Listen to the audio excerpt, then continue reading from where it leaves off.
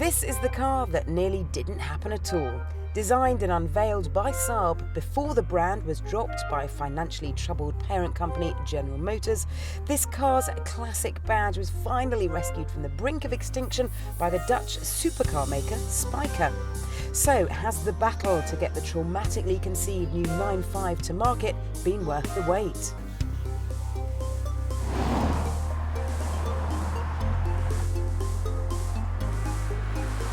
Well, it must be good because Saab is aiming it right at the premium saloon car market, which puts it up against the likes of BMW's 5 Series, Audi's A6 and Merc's E-Class.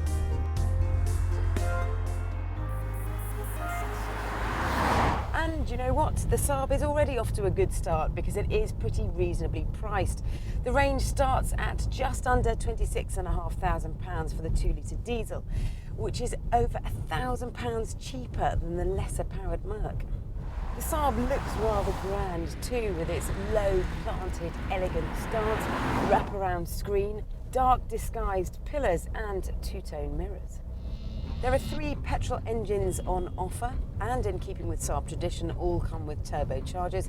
Then there is the 2-litre diesel with either a single turbo, as we've got here, or a twin turbo if you fancy 30 brake horsepower more. The most powerful 2.8-litre V6 has cross-wheel drive, Saab's 4x4 system, which splits torque between the 2 axles as well as between the wheels. Most variants also come with the option of a sportier suspension package with different driving modes. This entry-level model has 158 brake horsepower, but to be honest with you, it feels a little bit sluggish, particularly when the revs just hover over the tick-over mark. So you do need to give it a bit of welly to pull away briskly and cleanly.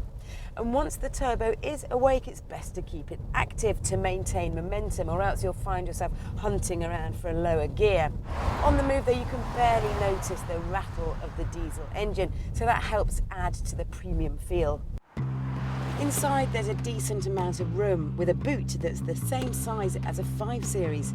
The dash is big and bold, but is not as beautifully finished as an Audi interior, and some of the details on the dials and the £500 optional head-up display look like they were drawn on an Etch-a-Sketch.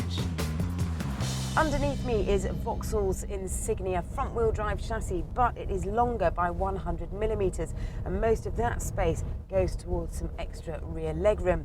The handling is good, with very little body roll as you pitch it round the corners, and the steering has more weight and more feel to it than with the Vauxhall, and that's thanks to Saab's input.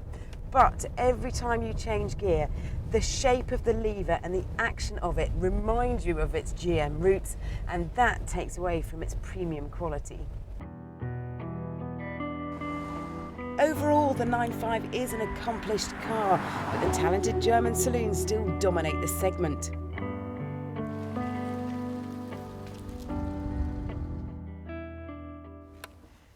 This Swedish-built, Dutch-owned Saab is the interesting outsider and the one to choose if you want to be a bit different.